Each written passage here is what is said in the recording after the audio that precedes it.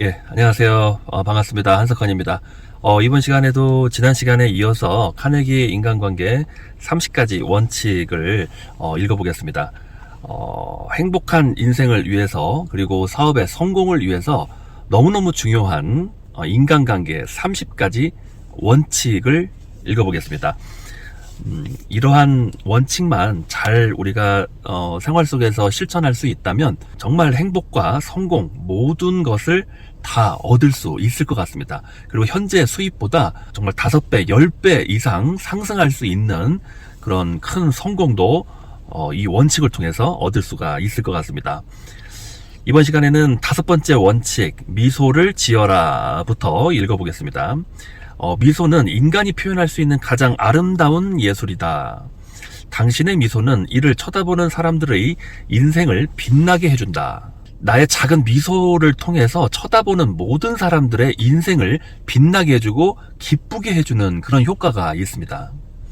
당신의 미소는 인상을 찌푸린 언짢은 얼굴, 그리고 외면하는 얼굴에 지친 사람들에게 마치 구름을 뚫고 나오는 햇빛과도 같은 것이다. 와, 정말 대단합니다. 뉴욕에서 열린 어느 파티에서의 일입니다. 손님 중에 막대한 유산을 상속받은 여자가 있었습니다. 그녀는 여러 사람에게 좋은 인상을 주려고 애쓰고 있었습니다.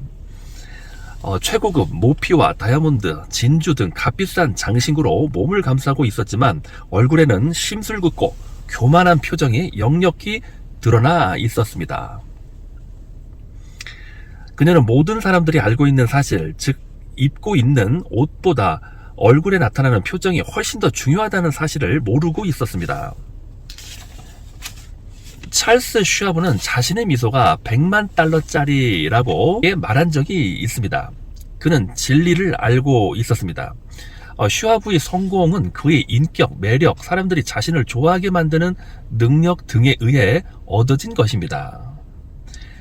그의 인격, 매력, 사람들이 자신을 좋아하게 만드는 능력. 야, 정말 대단한 능력입니다. 이러한 능력만 있다면 정말 100% 성공할 수밖에 없는 능력이 사람들이 자신을 좋아하게 만드는 능력인 것 같습니다. 네, 우리도 책을 읽고 실천하면서 그 능력을 한번 만들어야 되겠습니다. 그리고 그의 인품을 형성하는 가장 매력적인 요소는 미소였습니다. 말보다 행동이 훨씬 더 설득력을 갖습니다. 미소는 나는 당신을 좋아해요. 당신은 나를 행복하게 만들어줍니다. 뵙게 되어 반갑습니다 라고 말하는 것과 같습니다. 진실한 미소를 지으라는 말은 아무리 강조해도 지나친 말이 아닙니다. 미소는 바로 인간이 표현할 수 있는 가장 아름다운 예술이기 때문입니다. 미시간 대학의 제임스 맥코넬 심리학 교수는 미소에 대해 이렇게 표현합니다. 미소를 지을 줄 아는 사람들은 경영 혹은 교육, 세일즈를 하는데 보다 효과적으로 할 수 있으며 아이를 더욱 행복하게 기를 수 있다. 찡그린 얼굴보다 미소 띤 얼굴이 더 큰 의미가 있다. 따라서 벌을 주는 것보다는 격려해 주는 것이 훨씬 더 효과적인 교육 방법이다. 우리 애터미 사업도 이러한 인간관계에 있어서 미소가 너무 중요한 것 같습니다. 우리 애터미 사업은 제품을 사용하는 소비자 멤버십도 확장을 시켜야 되지만 동시에 파트너 조직 구축도 굉장히 중요합니다. 각자 2명의 파트너를 소개해서 2명, 4명, 8명, 16, 32, 64 이렇게 각자 2명씩 곱수의 법칙으로 조직력이 2배씩 증가하는 그러한 사업이기 때문에 어느 정도 2, 3단계 이상 넘어가 버리면 파트너 5명, 10명에 의해서 또 이 10명의 파트너는 각자가 10명의 파트너를 만들기 위해서 꿈과 목표를 가지고 사업을 하기 때문에 기하급수적으로 폭발적으로 조직이 증가할 수밖에 없습니다. 모든 조직 파트너에 의해서 발생하는 매출에서 35%의 보너스를 또 가져갈 수가 있습니다. 그래서 지금 16년이 된 이 애터미 사업을 통해서 정말 15년 동안 16년 동안 10년 넘게 보너스를 100억에서 350억, 400억까지 누적 수입으로 가져가고 계시는 분들이 너무너무 많습니다. 처음에 15년 전에 6개월 동안에 한 4-5명한테 소개했는데 그 15년 전에 소개한 4-5명을 통해서 몇천 명, 몇만 명의 어떤 소비자와 파트너 조직으로 형성이 되고 확산이 됐기 때문에 기하급수적인 수입을 15년 동안 계속적으로 보너스를 받을 수밖에 없는 그러한 사업입니다. 하지만 마음에서 우러나지 않는 미소에는 아무도 속지 않습니다. 그런 기계적인 미소는 오히려 사람들에게 불쾌하게 만들 뿐입니다. 내가 말하는 것은 진실한 미소입니다. 마음 깊은 곳에서 우러나오는 밝고 따스한 미소입니다. 이런 미소야말로 천금의 가치가 있습니다. 카네디 코스 수강생들에게 어떤 대상에게 일주일 내내 미소를 지으라고 한 후 그 결과를 다음 강의 시간에 발표하도록 한 적이 있습니다. 다음 글은 뉴욕에 사는 월리엄 스타인 하트라는 증권 중개인이 2개월에 걸쳐 미소를 실천한 결과 그 내용을 보내온 편지입니다. 나는 결혼한 지 18년이 되었습니다. 하지만 아침에 일어나서 출근할 때까지 아내에게 미소를 지어본 적이 없고 말을 해본 적도 거의 없었습니다. 나는 출근하는 사람들 중에서 가장 무뚝뚝한 사람일 것입니다. 선생님께서 웃음 띤 얼굴에 대한 경험을 발표하라고 하셨기에 시험 삼아 일주일간 미소를 지어보기로 결심했습니다. 다음날 아침 거울에 비친 얼굴을 보면서 중얼거렸습니다. 빌, 오늘은 그 찌푸린 얼굴 좀 집어치우게나. 이제 한번 웃어보자고 하면서 혼잣말로 중얼거렸습니다. 그리고 나는 아침 식탁에 앉으면서 아내에게 여보 잘 잤어? 라고 미소를 지으면서 말했습니다. 아내는 그냥 놀란 정도가 아니라 당황하고 충격을 받은 표정이었습니다. 여보, 앞으로는 매일 이렇게 인사할게 라고 말하면서 하루도 거르지 않고 인사를 건넸습니다. 이 방법을 시도한 지 2개월이 지난 지금 우리 가정은 일찍이 맛볼 수 없었던 행복과 기쁨을 누리고 있습니다. 사무실로 출근할 때는 아파트 엘리베이터 안내양에게 미소를 짓고 경비원에게도 미소 띤 얼굴로 인사를 하게 되었습니다. 지하철 매표원에게도 잔돈을 받으면서 미소를 보냅니다. 지금은 그들 모두 저에게 미소를 짓습니다. 사무실에서 최근 한 번도 웃어본 적이 없던 사람에게 미소를 지었더니 그는 나를 처음 보았을 때 무뚝뚝한 사람이라고 생각했는데 이제는 완전히 다시 보게 되었다고 솔직히 말해 주었습니다. 그는 내가 웃을 때 참으로 인격적으로 보인다고 말했습니다. 나는 내가 그들을 보고 미소를 지으면서 그들도 나를 보고 함께 미소를 지어준다는 사실을 알게 되었습니다. 나는 불평이나 애로사항을 들고 찾아오는 고객들에게도 미소를 보냅니다. 그들의 말을 들어주다 보면 문제 해결도 훨씬 쉬워지는 것을 느꼈습니다. 미소로 인해 수입도 늘고 인간관계도 아주 원만해졌습니다. 나는 이제 새롭게 태어난 사람입니다. 보다 행복하고 부유해졌으며 우정과 행복에 넘쳐 있습니다. 인간으로서 이 이상의 행복은 바랄 수 없다고 생각합니다. 어떻습니까? 당신도 미소를 짓고 싶지 않습니까? 그럼 미소를 지으려면 어떻게 해야 할까요? 여기에는 2가지 방법이 있습니다. 첫 번째, 의식적으로 미소를 지어보세요. 2번째, 혼자 있을 때 휘파람이나 콧노래를 부르거나 큰 소리로 노래를 부르세요. 당신이 이미 행복한 것처럼 행동하면 정말 행복해질 것입니다. 하버드 대학 교수였으며 심리학자이며 철학자인 월리엄 제임스는 이렇게 말합니다. 행동은 감정에 따라 일어나는 것 같이 보이지만 실제로 행동과 감정은 동시에 일어난다. 행동은 감정에 따라 일어나는 것 같이 보이지만 실제로 행동과 감정은 동시에 일어난다. 그런데 감정은 행동을 조정함으로써 간접적으로 조정할 수가 있다. 따라서 유쾌함을 상실했을 경우 그것을 되찾는 최선의 방법은 유쾌한 마음을 갖고 이미 유쾌해진 것처럼 행동하고 말하는 것이다. 모든 사람들은 행복을 추구합니다. 그 행복을 찾아내는 확실한 방법은 바로 당신의 생각을 조절하는 방법을 아는 것입니다. 당신의 생각을 조절하는 방법을 아는 것입니다. 행복이나 불행은 재산, 지위, 거주지, 직업과 같은 외부 조건에 의해 달려있는 것이 아니라 자신의 마음가짐에 달려 있습니다. 무엇을 행복으로 생각하고 무엇을 불행으로 생각하느냐에 따라 행복과 불행으로 갈라집니다. 예를 들어 같은 장소에서 같은 일을 하는 두 사람이 있다고 가정해 봅시다. 두 사람은 비슷한 재산과 지위를 가지고 있으며 한 사람은 행복을 느끼고 한 사람은 불행을 느끼는 경우가 있습니다. 그것은 마음가짐이 다르기 때문입니다. 셰익스피어는 사물 자체에는 본래 선악이 없다. 다만 생각이 그렇게 만들 뿐이다 라고 말했습니다. 그리고 링컨은 대부분의 사람들은 마음먹기에 따라 행복해진다 라고 말했습니다. 미국의 유명한 프로야구 팀인 세인트 루이스 3루수였고 현재는 미국 굴지의 보험 세일즈맨인 프랭클린 베드가는 미소를 잃지 않는 사람은 항상 환영받는다는 사실을 오래전부터 깨닫고 있었습니다. 그는 어떤 집을 방문하더라도 들어가기 전에 잠시 멈추어 서서 자신이 감사해야 할 것들을 생각하고 진심으로 미소를 지으면서 그 미소의 여운이 사라지기 전에 방문을 들어서는 것을 원칙으로 삼았습니다. 보험 세일즈맨으로서 그가 대성공을 거둔 것은 바로 그 간단한 테크닉 덕분이라고 말합니다. 다음은 수필가이며 출판업자인 엘버트의 말입니다. 잘 읽고 음미해 보기 바랍니다. 그리고 반드시 실행해 보기 바랍니다. 밖으로 나갈 때마다 항상 턱을 당기고 머리를 반듯하게 세워서 가능한 한 크게 심호흡을 하며 햇빛을 들이마시라. 친구에게는 미소로 대하고 악수를 나눌 때마다 정성을 다하라.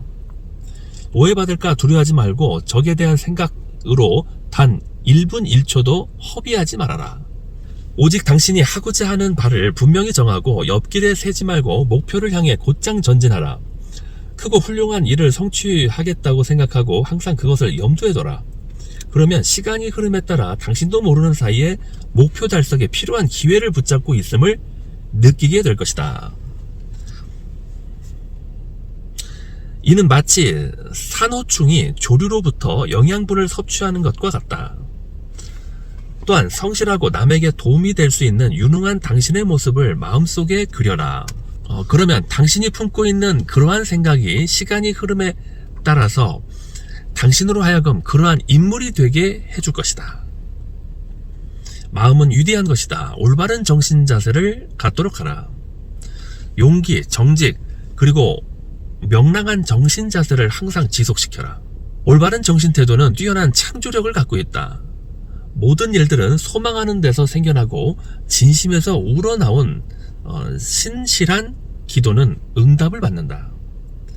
우리는 우리가 마음먹은 대로 그대로 된다. 턱을 앞으로 당기고 머리를 바로 세워라.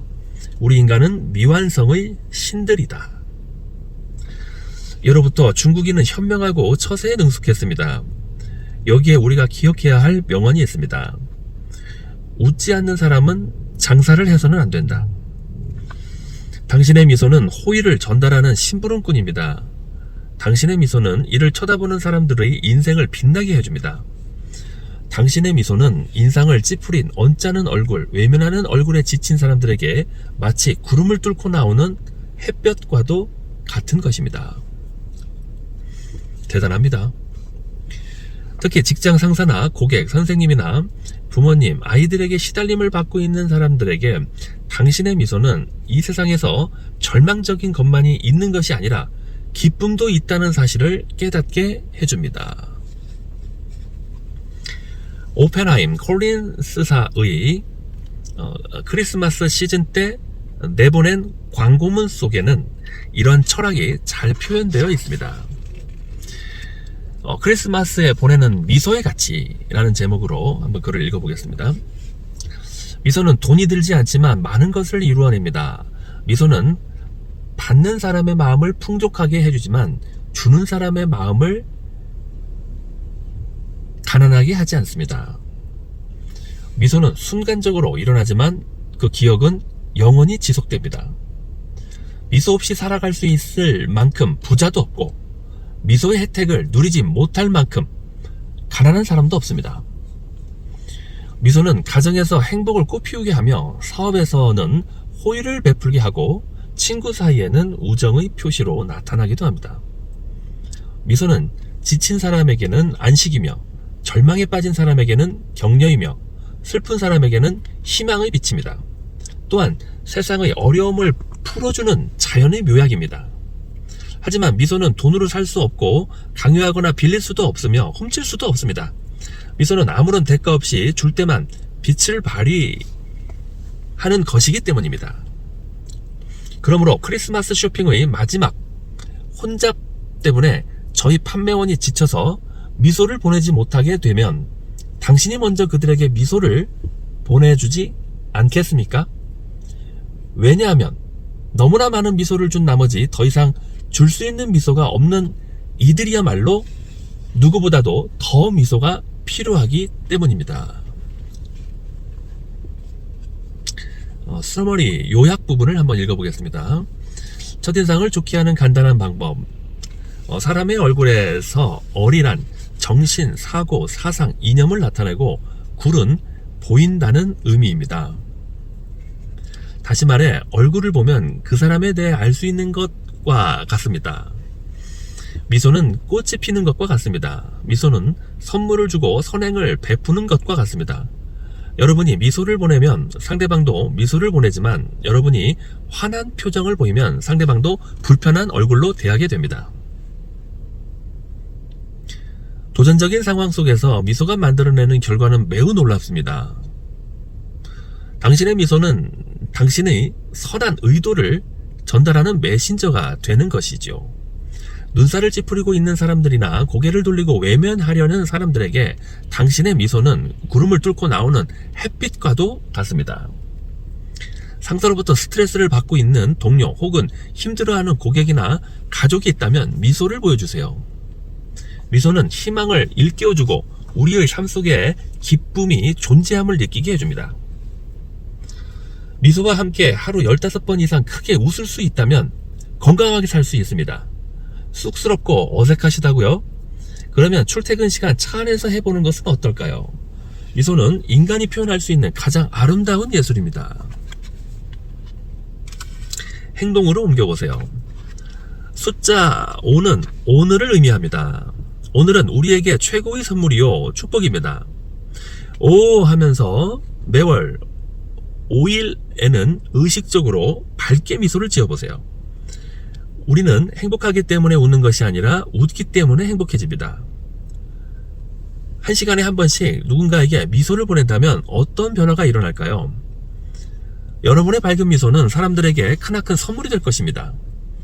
매일 미소 짓고 인사하고 대화하면서 칭찬하는 미인대칭을 실천해 보세요. 이어서 6번째 원칙을 읽어보겠습니다. 당사자들에게는 자신의 이름이 그 어떤 것보다도 기분 좋고 중요한 말임을 명심하라. 이름을 잘 기억하고 자주 불러주라. 성공한 리더들은 대개 직원들의 이름을 기억하는 데 명수들이다. 그 원리를 실천하는 데는 노력이 필요하다. 그리고 이러한 노력에는 큰 성과가 따른다.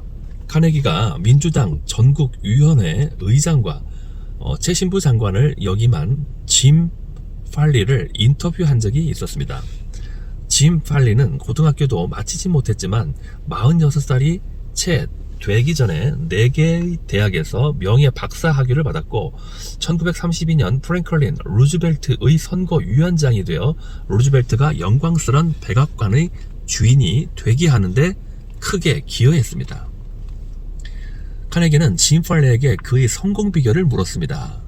짐, 당신의 성공 비결은 무엇입니까? 열심히 일하는 것이지요. 농담이시죠? 당신은 나의 성공 비결이 무엇이라고 생각합니까?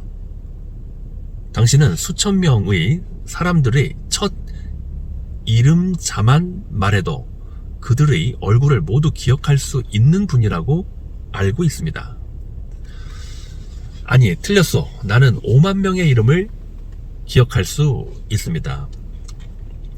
짐 팔리는 젊은 시절 석고 회사 영업사원으로 일하게 됐고 스토니 포인트 지역에서 가게를 운영하기도 했습니다. 그때 그는 사람들의 이름을 기억하는 방법을 알아냈습니다.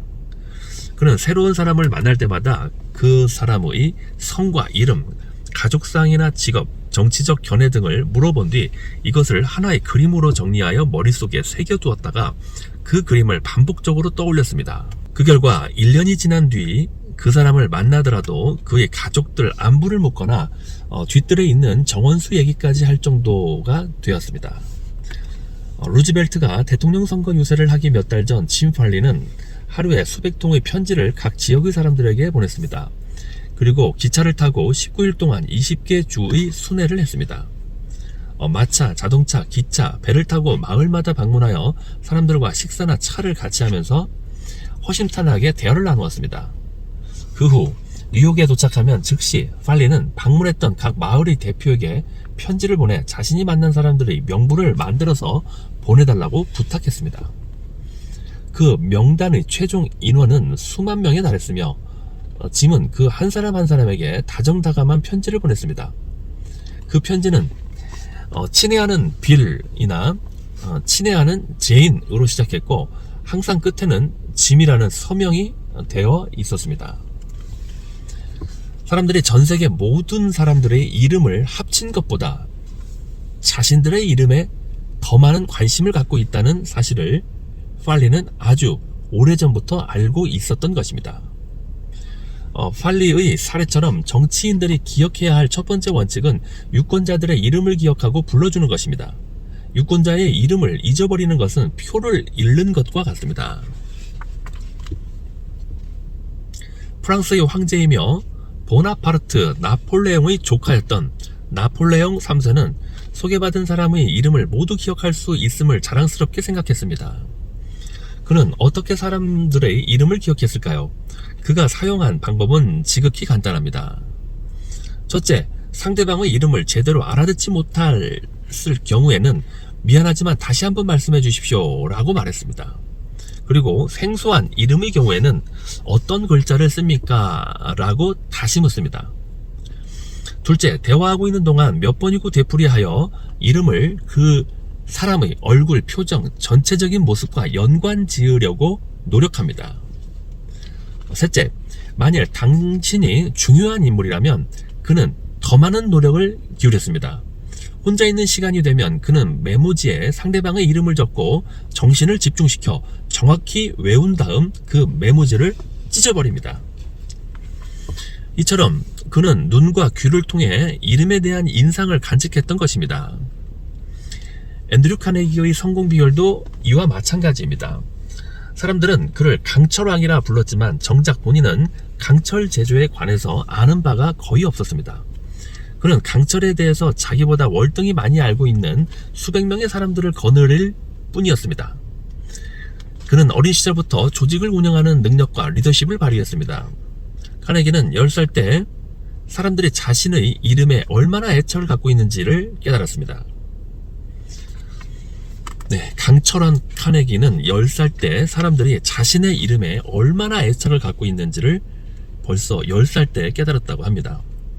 그리고 사람들의 그러한 심리를 이용해서 다른 사람들의 협조를 구한 사례가 있습니다. 철광한 카네기는 미국으로 건너오기 전에 스코틀랜드에서 어린 시절을 보냈는데 당시 어미토끼 한 마리를 갖게 되었습니다. 얼마 지나지 않아 여러 마리의 새끼가 태어났는데 그들에게 먹일 먹이가 부족했습니다. 이때 그의 머릿속에 멋진 생각이 떠올랐습니다. 카네기는 동네 아이들에게 토끼에게 줄 클로버 잎과 민들레를 가져다 주면 토끼들에게 아이들의 이름을 붙여주겠다고 말했습니다. 아이디어는 정말로 마술과 같은 효과가 있었습니다. 토끼에게 아이들의 이름을 붙여준 덕분에 카네기는 먹이 걱정을 할 필요가 없게 되었죠. 카네기는 이때의 일을 한시도 잊지 않았습니다. 그리고 그것을 사업에도 응용하여 막대한 돈을 벌었습니다. 카네기가 펜실베니아 철도회사에 강철 레일을 판매하려고 했을 때의 일입니다. 당시 펜실베니아 철도회사 사장의 이름은 에드가 톰슨이었습니다. 카네기는 피츠버그에 거대한 강철회사를 만들고는 그 회사의 이름을 에드가 톰슨 강철회사라고 붙였습니다. 여기서 수수께끼를 하나 내볼까요? 펜실베니아 철도회사가 강철 레일이 필요했을 때 어디에서 레일을 구입했을까요? 그리고 카네기와 조지 풀만이 침대 열차 사업으로 경쟁을 벌일 때 강철왕은 토끼로 인해 얻은 교훈을 기억했습니다. 강철왕 카네기의 센트럴 회사와 풀만의 회사가 서로 유니언 퍼시픽 철도 회사에 침대차를 공급할 기회를 얻고자 치열한 경쟁을 하고 있었습니다. 서로 상대방의 허점을 노리고 험담하고 비방하는 것을 일삼으며 가격을 지나치게 할인하여 두 회사 모두 수익을 얻을 수가 없을 정도가 되었습니다. 마침내 유니언 퍼시픽 철도 회사의 최종 조건을 제시할 때가 되었을 때 강철한 카네기와 풀만은 뉴욕의 니콜라스 호텔에서 우연히 마주치게 되었습니다. 강철왕 카네기가 풀만에게 말을 걸었습니다. 안녕하십니까 풀만씨, 우리가 바보짓을 하고 있는 것이 아닐까요? 아니 그게 무슨 말씀이십니까? 풀만이 물었습니다. 카네기는 마음속으로 생각하고 있었던 일, 즉 서로의 이익을 위한 두 회사의 합병에 대한 자신의 아이디어를 그에게 말했습니다. 풀만은 그의 말을 주의 깊게 들었으나 반신반의하는 듯 했습니다. 잠시 뒤 풀만이 카네기에게 물었습니다. 그럼 새로운 회사의 이름은 무엇으로 하겠소? 카네기는 즉시 이렇게 대답했습니다. 물론 풀만 파레스 차량 회사이지요. 풀만의 얼굴 표정이 갑자기 밝아지더니 이렇게 말했습니다. 내 방으로 가서 좀 더 자세하게 이야기합시다. 이 대화로 당시 산업 역사상 최대의 기업 합병이 이루어졌습니다. 사람들의 이름을 기억하고 상대방을 높이 존중해주는 카네기의 이런 행동이 바로 그가 성공한 비결 중의 하나였습니다. 카네기는 자기 회사에서 일하는 수많은 직원들의 이름자만 돼도 그들의 얼굴을 똑똑히 기억하는 것을 자랑으로 여겼고, 그가 직접 회사를 운영하는 동안 단 한 번도 파업이 일어난 적이 없었다는 점에 자부심을 가졌습니다. 물론 이런 방법에는 시간과 노력이 필요합니다. 에머슨은 좋은 습관은 약간의 희생을 지불함으로써 만들어진다라고 말했습니다. 이름을 기억하고 사용하는 일은 왕과 경영자들에게만 특권이 아닙니다. 우리 모두에게 필요한 것입니다. 사람들은 자신의 이름에 강한 애착을 가지고 있을 뿐만 아니라 이름을 후세에 남기고 싶어 합니다. 미국 서커스의 창시다 반엄도 자기 이름을 계승해줄 자식이 없는 것을 고민하다가 결국 손자인 실리에게 반엄 실리로 개명한다면 25,000달러를 주겠다고 제의를 했습니다. 오랜 세월 동안 귀족이나 명사들은 예술가, 음악가, 작가들을 후원하면서 그들의 작품에 자신의 이름을 넣었습니다. 도서관 혹은 박물관의 값비싼 소장품 중에도 자신의 이름을 후세에 남기고 싶어하는 사람들이 기증한 것들이 많습니다. 교회의 아름다운 스테인드 글라스에도 기증자의 이름을 새겨져 있고, 대학교의 이름이나 건물들도 기증자의 이름을 따서 지은 것들이 많습니다. 사람들의 이름을 기억하고 자주 불러주세요. 누군가의 이름은 그 사람만의 것이며, 이름은 개개인을 차별화시켜주며 다른 수많은 사람들 중에서 오직 그 사람만을 특별한 존재로 만들어줍니다. 개인의 이름을 사용하게 되면 우리가 전달하고자 하는 정보나 우리의 요구사항들이 특별한 의미를 지니게 됩니다. 종업원에서부터 최고 경영자에 이르기까지 이름은 사람을 다루는 데 있어 마술적인 힘을 발휘합니다. 요약 내용을 읽어보겠습니다. 이 사실을 기억하지 않으면 어려움에 빠진다. 이름은 개인을 타인과 구별해 줄 뿐만 아니라 그 사람을 독특하고 중요한 존재로 만들어줍니다. 사람들의 이름을 꼭 기억해서 불러주세요. 그리고 이름을 부를 때 작은 칭찬도 곁들여 보세요. 그렇게 함으로써 상대방에게 특별한 감정을 줄 수 있습니다. 만약 사람들의 이름이나 철자를 실수하게 된다면 여러 가지 손해를 보게 될 것입니다. 회사 내에서 정보를 요청하거나 업무적인 협조를 필요로 할 때 상대방의 이름을 기억하고 정확하게 부른다면 상대방이 제공하는 정보는 그 내용부터 달라질 것입니다. 이름을 잘 기억하기 위해서 먼저 상대방의 인상과 함께 명확하게 들으세요.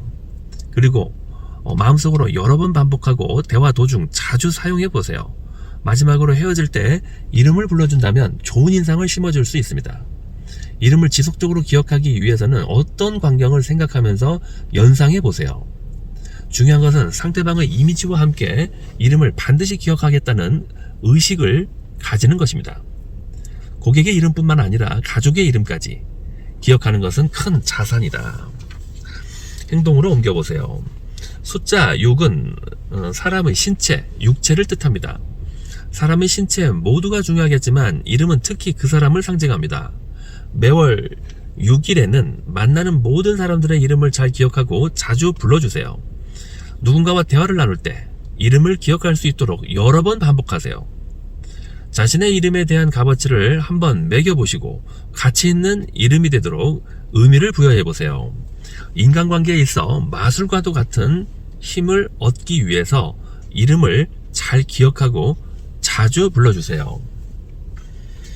네, 이번 시간에는 6번째 원칙까지 읽고 다음 시간에는 7번째 원칙, 경청하라, 자신에 대해 말하도록 다른 사람들의 열정을 불러일으키라 라는 부분을 이어서 읽어보겠습니다.